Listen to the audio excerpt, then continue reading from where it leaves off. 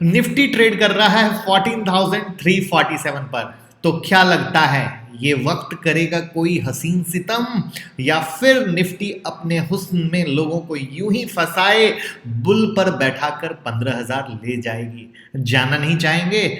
आइए जानते हैं। निफ्टी 14,000 के ऊपर चल रहा है। इन्वेस्ट करें, बुक करें, एग्जिट करें, जिस पे आप आसानी से समझ पाएं कि फाइनली इक्विटी मार्केट में करना क्या है। तो रिक्वेस्ट है, अगर आप फ्री हो तभी ये वीडियो देखिएगा, वरना जब आप फ्री हो जाएं तब ये वीडियो देखिएगा, क्योंकि लर्निंग और अर्निंग दोनों ही मिलने वाली है, जिससे नोट छपैया मशीन आप अपने घर में लगा सके। तो मैं मुकुल अग्रवाल आपका आप ही के यूट्यूब चैनल में स्वागत करता हूं। जो भी नए लोग हो चैनल को जरूर सब्सक्राइब करें और बेल आइकन हिट करें, जिससे भाई वाली एडवाइस, एवरीडे के फ्री लेवल्स और फ्री टेक्निकल एनालिसिस की क्लासेस सब कुछ मिलती रहे।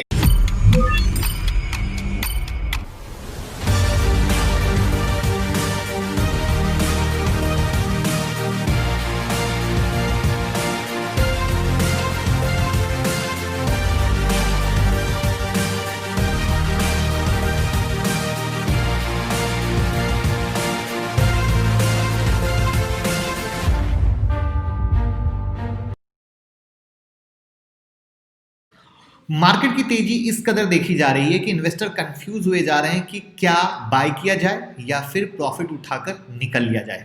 पर हम तो ठहरे इंसान, और लालच इंसानी फितरत में है। और अगर हम निफ्टी की तरफ देखें तो निफ्टी रानी का कहना है, जैसे एक शायरी के अंदाज में कहना चाहूंगा, वबा फैली हुई है हर तरफ, वबा फैली हुई है हर तरफ, अभी माहौल मर जाने का नहीं। तो ना निफ्टी गिरने के मूड में है और ना बुल ट्रेंड रुकने के मूड में है। क्या है कारण इतनी तेजी के? देखिए, रिटेल पार्टिसिपेशन ने 2020 में अपने सारे पुराने रिकॉर्ड को ब्रेक कर दिया। नए डीमेट अकाउंट अगर अप्रैल से अक्टूबर 2020 के बीच में देखें तो 6.8 मिलियन ओपन हुए हैं। Non institutional participation in the cash segment went between March and November 2020 from an average of around 22,500 to 35,000 crore, यानी नॉन इंस्टीट्यूशनल पार्टिसिपेशन का लेवल आप समझ सकते हैं। और एफआईआई तो क्या कहें, माशाअल्लाह रिकॉर्ड तो इंडिया से प्यार कर बैठे हैं। तो ऐसा क्या हुआ जो लोगों ने पैसे दबा के लगाए? देखिए, मार्च में जब मार्केट गिर के 7610 तक आया, 7610, उस वक्त निफ्टी का पीई कितना था? 17.15 के पास था। और जब निफ्टी अपने ऑल टाइम हाई पर आई, यानी जो अभी पीएफ 39.5, मतलब काफी एक्सपेंसिव। अब जो नए लोग हों उन्हें तो पता है कि एक्सपेंसिव यानी डरने की जरूरत है, लेकिन डरने की काम नहीं है, क्योंकि निफ्टी पी क्यों यहाँ पे है और क्यों पी से डरने की जरूरत नहीं है, उसकी वीडियो मैंने ऑलरेडी बना दी है। तो प्लीज वो वीडियो देख लीजिएगा, जिससे आपका डर खत्म हो जाए और आप बिंदास रहें कि नहीं, रैली सही है।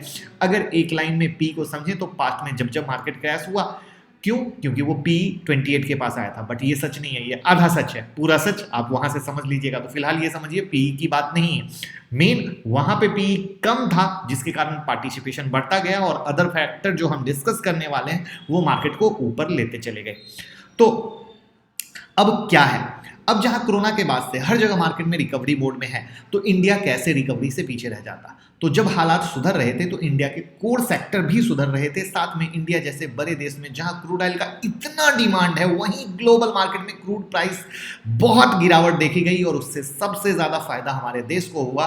और फायदा भी छोटा मोटा नहीं, पूरे $25 बिलियन का। और इससे इंडिया के करंट अकाउंट के 16 साल 16 ईयर के बाद पॉजिटिव होने की उम्मीद की जा रही है। तो अल्टीमेटली फायदा किसे हुआ? भारत सरकार के राजस्व को। इसके अलावा देश दुनिया ने जिस तरीके से चाइना से अपना मुंह फेरा कोरोना की वजह से, ऐसे में इंडिया को मानो सोने का घड़ा हाथ में लग गया, क्योंकि सारी नामचीन कंपनियां अब इंडिया की तरफ अपना रुख कर रही, जिससे जीडीपी ग्रोथ में भी जो आने वाला वक्त है उसमें 1 से 2% इजाफे की उम्मीद की जा रही है। जो अब भाई पीएम साहब की माने तो देश को अब बनाना है आत्मनिर्भर, और उसके लिए लोकल फॉर वोकल भी।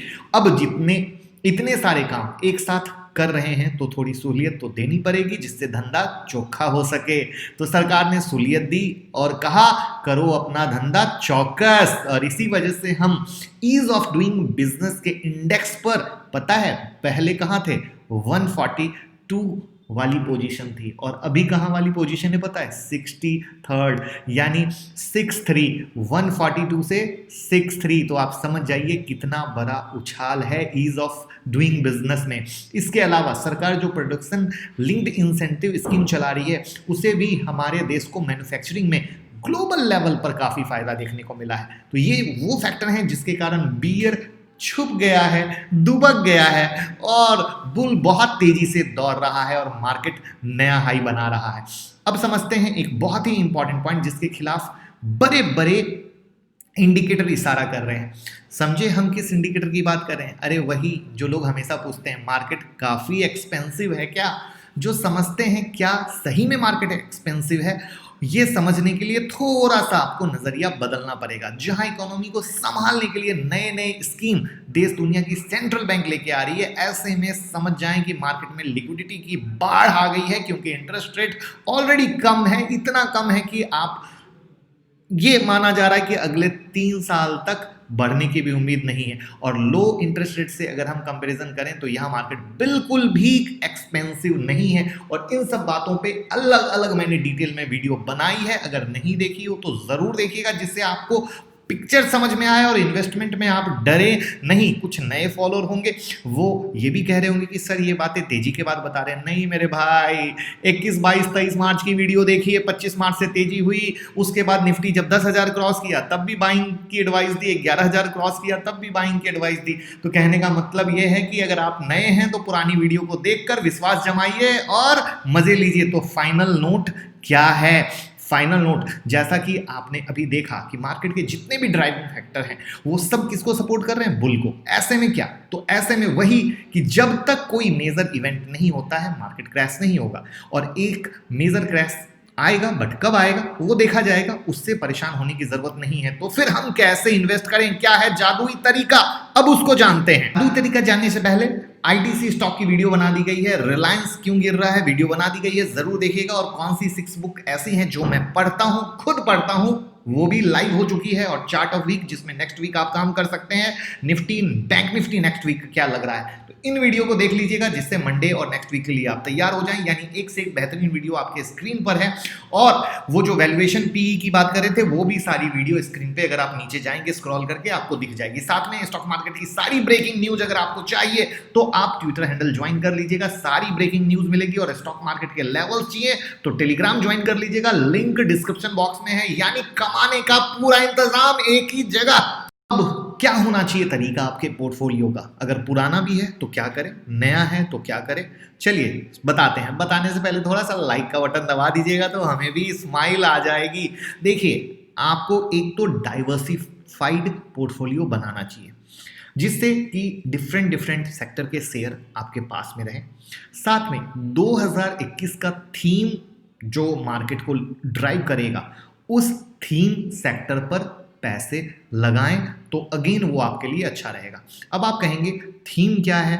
तो भाई उस पे भी वीडियो बना दी है। यानी अब आप खुद सोचिए कि हम आपके लिए पहले से सब कुछ लाके रखते हैं, अगर आप सही तरीके से फॉलो करते हैं। उस थीम वीडियो की लिंक डिस्क्रिप्शन में दे दूंगा, जाकर देख लीजिएगा किस किस स्टॉक में थीम बताया था।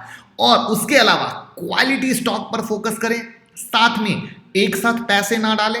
SIP अप्रोच ऐसे हाई मार्केट पर हमेशा सबसे अच्छा तरीका होता है। आपका क्या विचार है? कौन सा स्टॉक 2021 में हीरो बनेगा? कौन सा सेक्टर हीरो बनेगा?